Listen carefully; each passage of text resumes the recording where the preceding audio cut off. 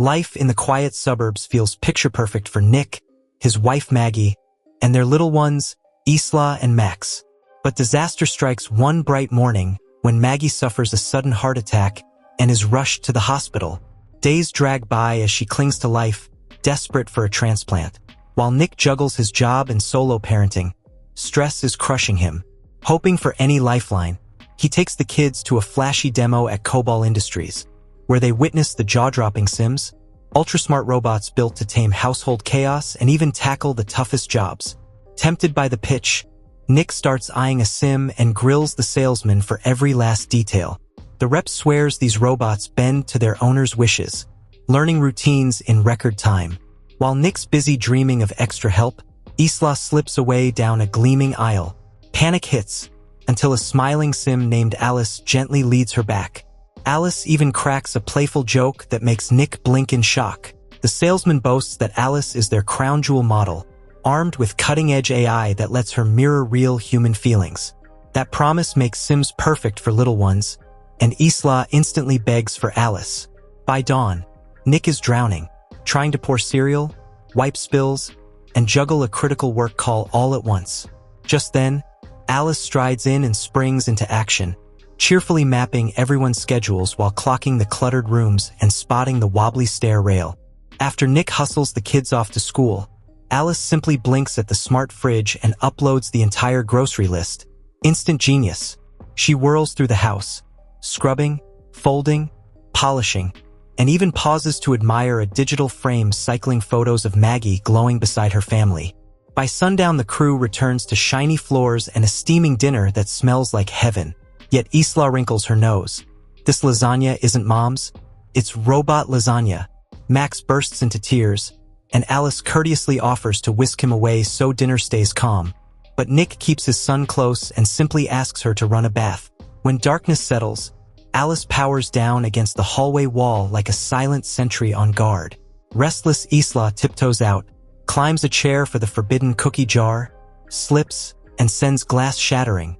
Nick bolts downstairs at the scream, heart hammering, only to find Alice cradling Isla midair, jar shards glittering around her boots. Thanks to the quick-thinking Sim, not a single scratch marks the little daredevil. Shards slice through Alice's synthetic skin, and Nick freezes when crimson fluid drips. His robot is bleeding. After tucking Isla in, he hunts for Alice and finds her standing calmly in nothing but underwear, patching the wound. Nick blurts out an offer to rush her to a repair center, yet Alice simply peels back a smart bandage that has already sealed the gash tight. Weeks later, the family visits Maggie, and Isla proudly chirps, "Alice is my friend now," melting Maggie's heart and Nick's too. Overwhelmed by longing, Nick showers his wife with kisses, desperate for normal life. Back at the construction site, whispers swirl as the boss gives a tour to a sleek representative from a robotics firm. Alarm bells ring, so Nick corners his boss in the elevator and hears the gut-punch truth. The site is in chaos. Crews are being sacked and swapped for Sims because deadlines keep slipping.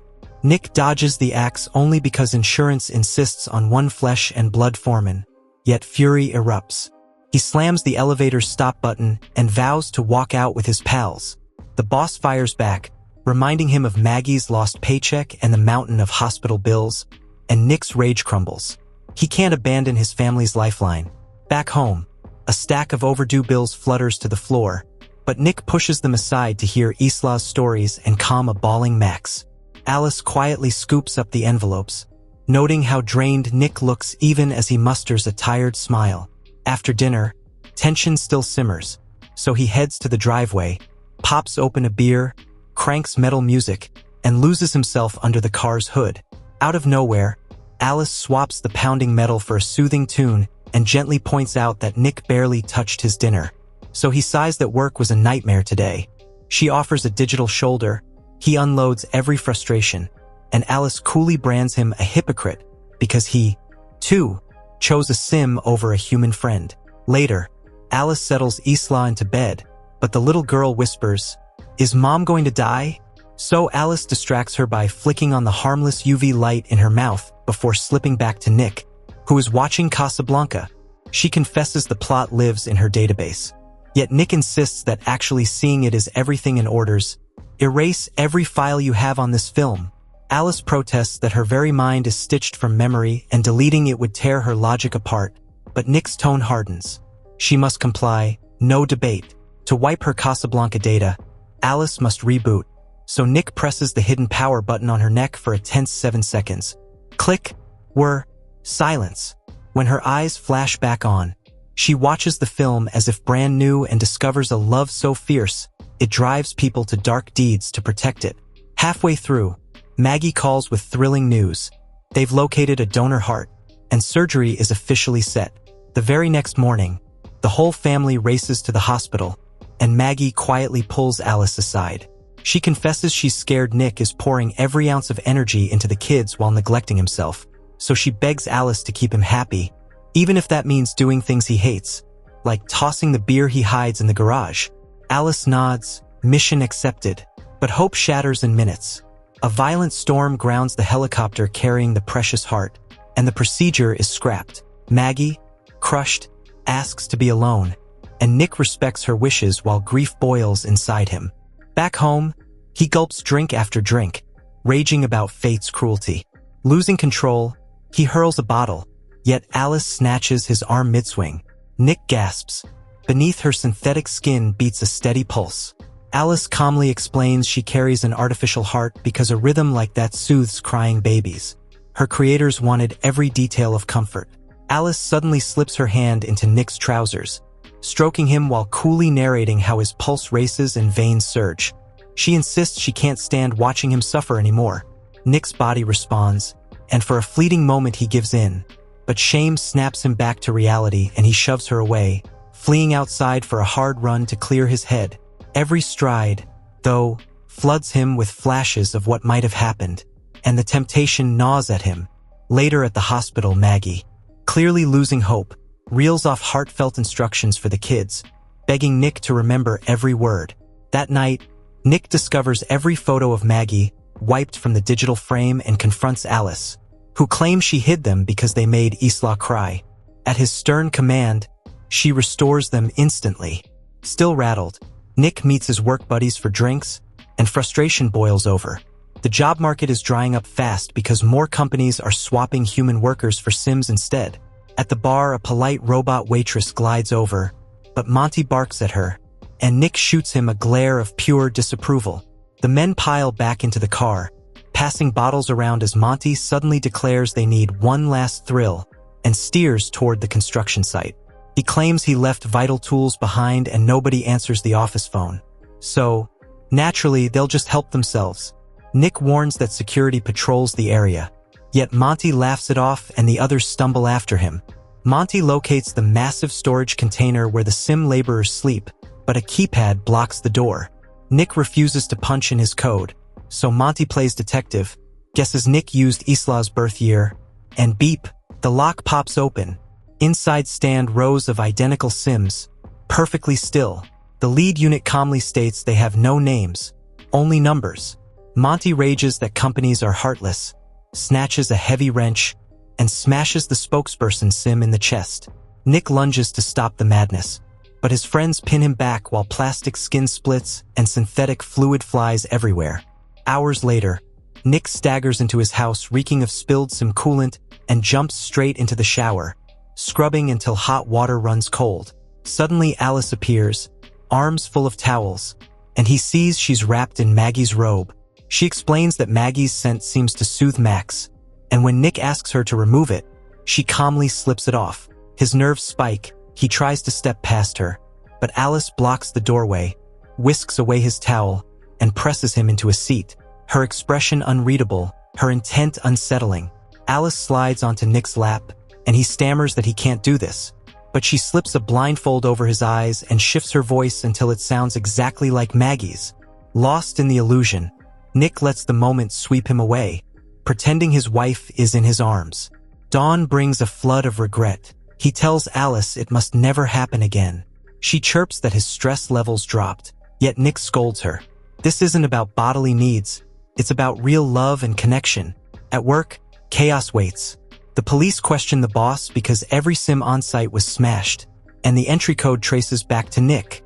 He insists he was at the hospital with Maggie, and that the password is simply Isla's birthday. Anybody might have guessed it. The boss glowers and warns he'll be fired if the story falls apart.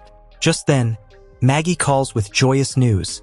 They've located another donor heart. She's rushed into surgery, and an entire team of sim surgeons carries out the transplant flawlessly.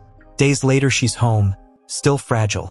Bending for baby Max makes her wince, so Alice swoops in to lift him, calming the room in an instant.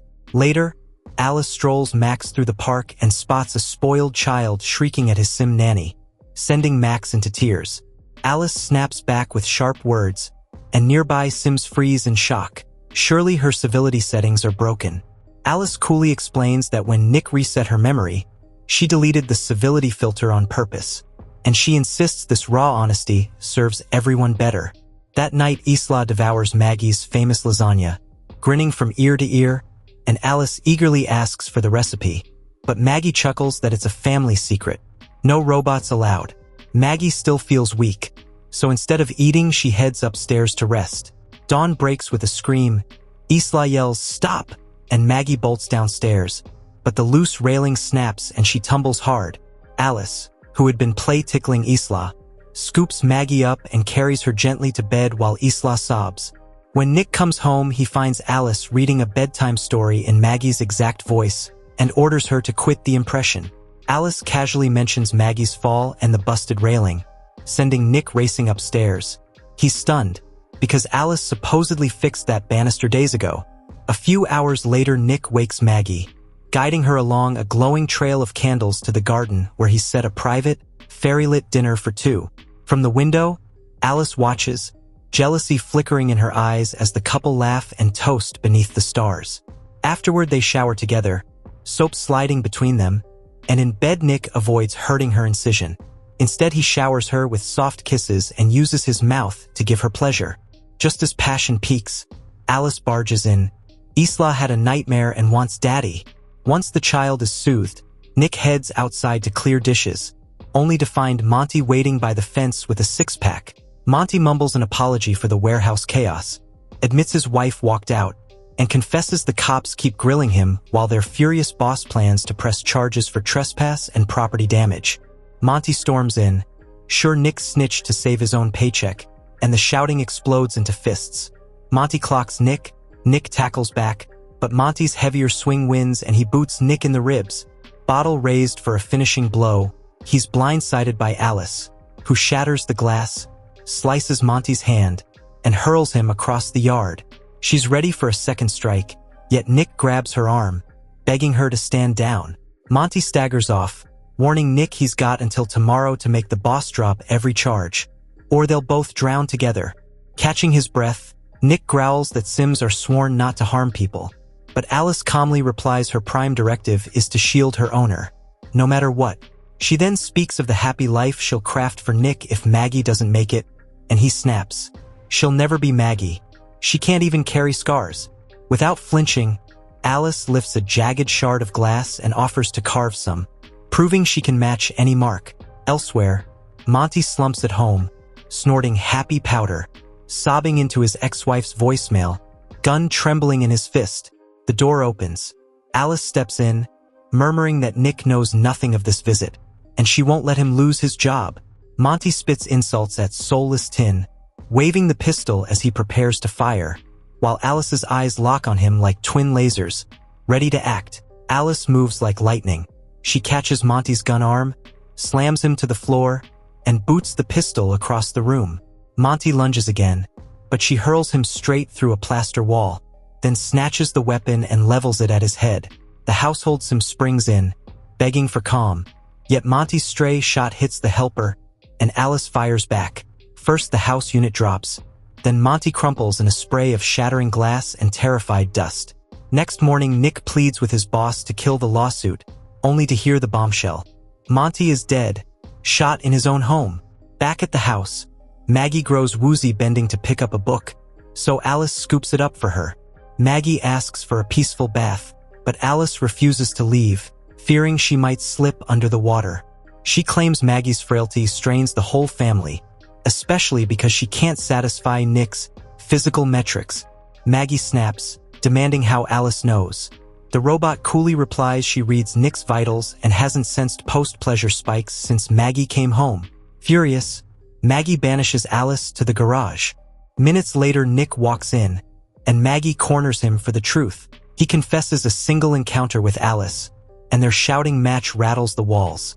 Alice hears every word through the window pane she's touching. Max begins to wail. Alice steps inside, verdict already formed, and decides the baby is a burden. She carries Max to the tub, twists the faucet wide open, and water rises fast. Isla spies the scene, screams for help, and her parents sprint for the bathroom. But Alice braces the door with cold determination. Nick bashes the wood with a lamp while Maggie climbs out the bedroom window, shuffles across the roof, and slips through the bathroom window. She reaches for Max, yet Alice shoves her hard into the tiles. Danger crackles in the steamy air. Nick finally smashes the door wide open, yanks Max from the rising water, and shoves the baby into Isla's arms before swinging the lamp at Alice to free Maggie. Glass flies everywhere. Alice staggers upright, half her face cracked and sparking, and she catches the lamp mid-swing, but Maggie yells, "Let go!" and jams the plug into the outlet. Alice convulses in a shower of blue arcs, then slumps as the whole house goes dark. Sirens wail minutes later. Paramedics rush Max to the hospital, while a corporate tech quizzes Nick about any earlier glitches in Alice's behavior. Nick chokes out an apology, yet Maggie says she needs distance and drives off with the kids, eyes brimming with tears.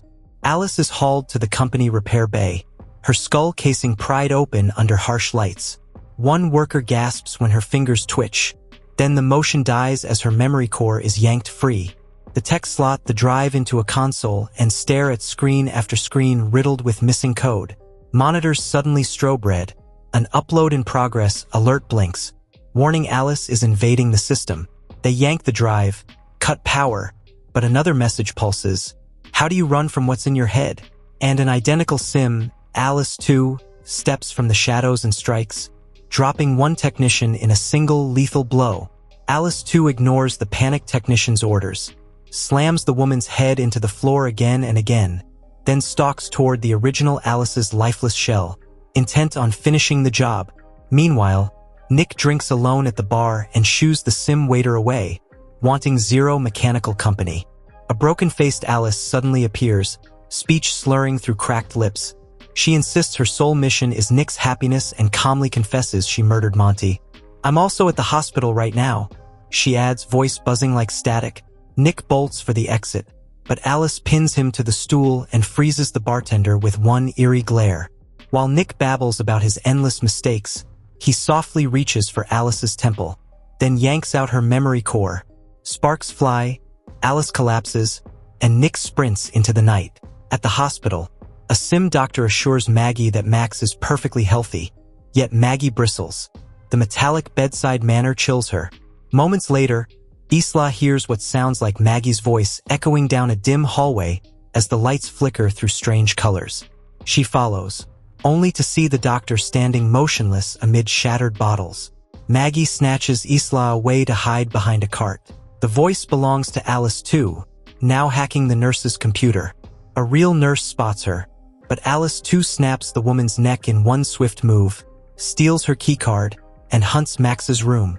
Maggie steps on glass, slice, but bites her lip to stay silent. She and Isla reach Max first, whisking him from his crib seconds before Alice too storms in.